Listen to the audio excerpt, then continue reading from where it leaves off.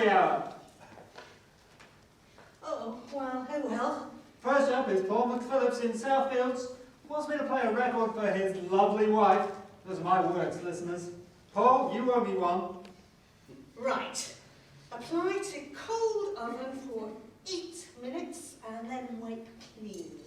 So, Paul, you've been married to the lovely Alison for 33 years. Oh, no. Come on, Mr. DJ, surprise me. Just this once. Point arrow towards surface and spray oven 9 to 12 inches from oven walls. Avoid seals. Inches? How long have I had this? Paul says you met as a punts in a Camberwell squat in 1978 and now share a love of baking and ballroom dancing. I'm going in.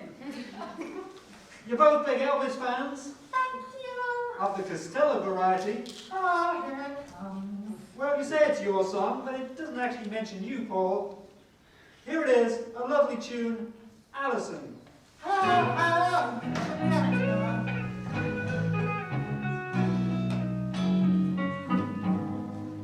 I said, how original.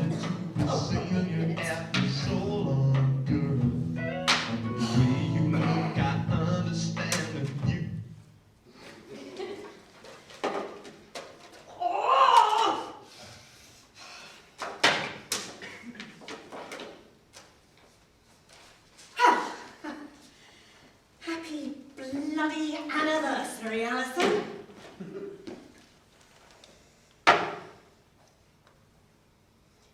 Isn't it funny the power a song can have?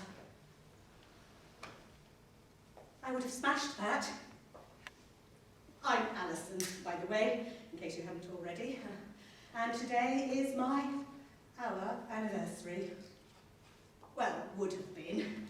I don't hear from Brian much these days. Hey, I suppose everyone has songs that bring back memories. No reason it should be any different for me. There's a line from a Joni Mitchell track, Blue. Songs are like tattoos. It's like that for me with Alison. A tattoo that leached through my skin and etched my bones, leaving no outward evidence.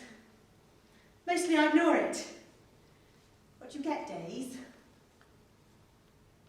Anyway, there must be thousands of Alisons out there who have some emotional connection to that song, simply by being called Alison. Weird. I wonder how many of them have ever stopped to think that there might have been a real Alison he was singing to. And how many of them wonder how honoured she must have felt. And how few of them give a moment to think about how she feels about it now. Well, I do. In fact, whenever I hear a heartfelt love song, I think of all the thousands of girls who go weak at the knees, and also that bitter ex-wife rock star pushing the transistor radio off the edge of the breakfast bar with half-empty gin bottle. I think about those things. Maybe you would too if your name was Alison or Mandy or Peggy Sue or Valerie. But perhaps my story is different. I don't know. Things you regret in life, parts 1 to 100. Ever letting slip to Brian that it was my favourite song.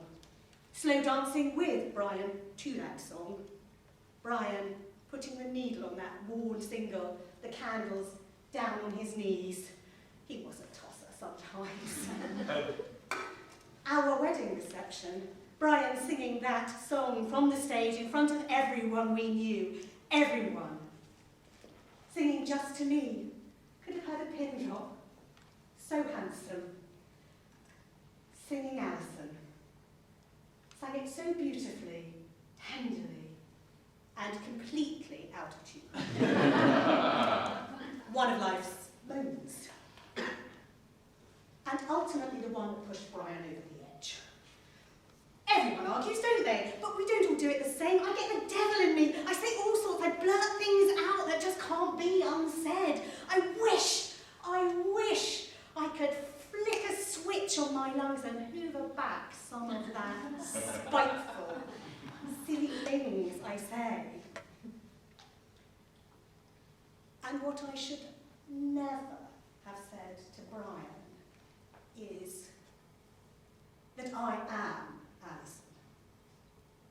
That Elvis Costello, or Declan as I knew him, you didn't think it was really about this, did you? That Declan wrote that song for me. I wanted to show Brian that someone had valued me, someone famous, someone successful had wanted me. I knew instantly I'd hurt him. I should have stopped. But I'd found my secret weapon. So I told Brian everything. I knew it would undermine his shaky confidence, but I was angry. And I said to myself, perhaps if he understood the life, the opportunities I'd let pass by me in favour of, well, a normal life, perhaps he'd place more value on our humdrum suburban existence. So I told him a lot. Told Brian about the tour buses, the clubs, the hotels, the parties, the drives, and the sex. I especially told him about the sex. But I also told Brian that I'd chosen him. Chosen his life. But all Brian heard is that he'd won another man's love song to me at his wedding, in front of all our friends. Oh, and sang it beautifully and amazingly flat. Things never really recovered after that. Brian seemed to bow under some invisible weight and sort of crumpled. I worried about him, but then he became obsessed with that song. He studied the lyrics like a crime scene. And the question started. Oh, it's really not the pretty love song people hear. It's vindictive and bitter and vengeful. The questions, I batted them off, but eventually, Brian caught me out. The second verse starts, well, I see you've got a husband now. Brian fixated on this. Why didn't you tell me you'd been married before? What can I say that a song is not a historical record? What did he sing at your wedding? I don't remember, but he sang it in tune. That shut him up for a few days, but there was no repairing it for us. Brian had become the embittered protagonist of the song. It may be called Alison, but to me it's Brian. I hear Brian. How come it was all right to sing the song for me when it wasn't actually about me? When it was just something off the peg like my wedding dress, a ready-made romantic gesture that happened to have my name on it, like a gift shop keyring. Then it was okay? Brian just shrugged at that. And that's why I regret all those lovely moments.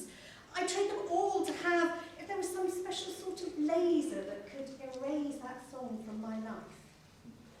Declan didn't write it to patch things up. No, he wrote it to get revenge on a naive young girl called Alison. And 35 years later, like some incredibly slow heat-seeking missile packed with bitter poison, it locked in on a target. It hit a target. But it was the wrong one. You see, I made it all up. I've never met Declan. I just created the whole story on the spur of the moment in an argument.